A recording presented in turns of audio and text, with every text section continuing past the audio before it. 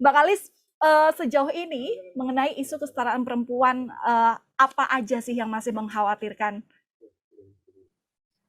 Wow, kalau talking about issue itu pasti sangat luas dan sangat beragam ya sayangnya gitu.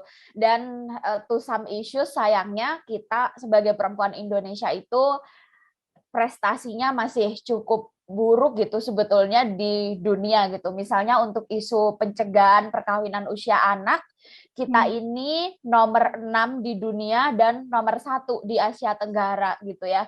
Dari data tahun 2016 kita nomor 8 di dunia, ternyata justru tahun 2022 ini prestasinya melorot lagi gitu. Jadi teman-teman, masih banyak perempuan-perempuan yang menikah di bawah usia 18 tahun dan itu tidak hanya mungkin di luar Jawa aja atau mungkin di Indonesia Timur, nggak kayak gitu, di Jawa aja itu masih banyak. Dan ketika perempuan-perempuan ini masih menjadi korban pemaksaan perkawinan usia anak, itu berarti apa? Itu berarti dia secara otomatis juga terputus dari akses pendidikannya, dia terputus dari akses sosial, karena kan kalau usia anak udah menikah berarti dia kan udah nggak ngegaul lagi gitu ya. Dia sibuk dengan urusan domestik, sibuk dengan urusan pengasuhan, padahal dia masih usia anak tetapi sudah menjadi ibu gitu. Jadi anak mengasuh anak gitu.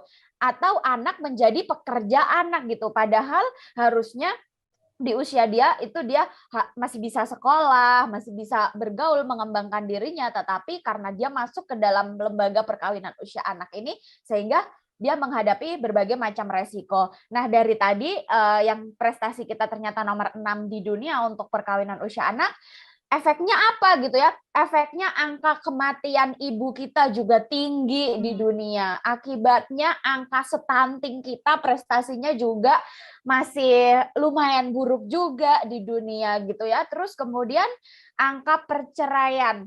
Jadi perceraian di Indonesia itu yang paling tinggi justru diajukan oleh dari perkawinan-perkawinan yang terjadi di usia anak ini gitu. Terus juga siklus kekerasan berbasis gender. Jadi karena kita aja gitu ya yang menikah usia dewasa aja, kita masih terus berproses gitu untuk mengatur bagaimana sih di dalam lembaga perkawinan ini agar tidak ada nilai-nilai kekerasan, agar tidak subur praktik kekerasan. Apalagi yang anak-anak gitu, yang dia belum merdeka, dia apa-apa harusnya masih menuntut orang tua dan sebagainya, tetapi dia menjalani relasi dalam lembaga perkawinan.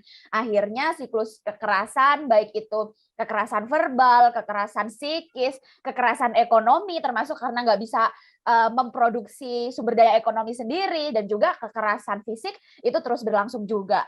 Belum lagi siklus kemiskinan perempuan gitu ya. Karena belum berdaya udah masuk ke lembaga perkawinan. Akhirnya dia menyumbang angka yang sangat tinggi kepada siklus kemiskinan perempuan gitu. Jadi baru tadi ya, baru satu satu tema aja nih untuk perkawinan usia anak, ternyata efeknya banyak banget. Kita Hmm. belum bicara tentang angka gap gitu, lama masa sekolah anak perempuan dan anak laki-laki yang ternyata juga gapnya masih jauh. Kita belum membahas kesehatan perempuan. Yang disebut kesehatan perempuan ini mulai dari bayi, mulai dari usia remaja, perempuan dewasa, kemudian urusan perempuan pasca kehamilan dan lain-lain, itu juga kita masih struggling banget di situ. Ibaratnya memberikan pendidikan kesehatan reproduksi dan seksualitas aja sampai hari ini di Indonesia masih belum berhasil kita masuk ke sekolah-sekolah. Padahal udah Hmm. diperjuangkan dari tahun 70-an. Ketika kita mau bicara pendidikan seks masih difitnah. Ini pasti ngajarin seks bebas, ini pasti mau bagi-bagiin kondom gratis dan lain-lain. Kayak gitu. Jadi so many problem gitu ya, sehingga jangan menyepelekan kayak gini ya. Kan ada banyak yang bilang ini udah 100 tahun nih dari era Kartini, perempuan-perempuan udah bisa sekolah semua. Siapa bilang gitu? Hmm. Perempuan-perempuan udah bisa kerja semua di ruang publik. Siapa bilang gitu ya? Jadi datanya soalnya nggak ngomong kayak gitu. Bahkan tadi aku ngecek nih di parapuan.co, artikel eksklusif yang naik di Hari Kartini kemarin itu adalah mengenal preeklamsia.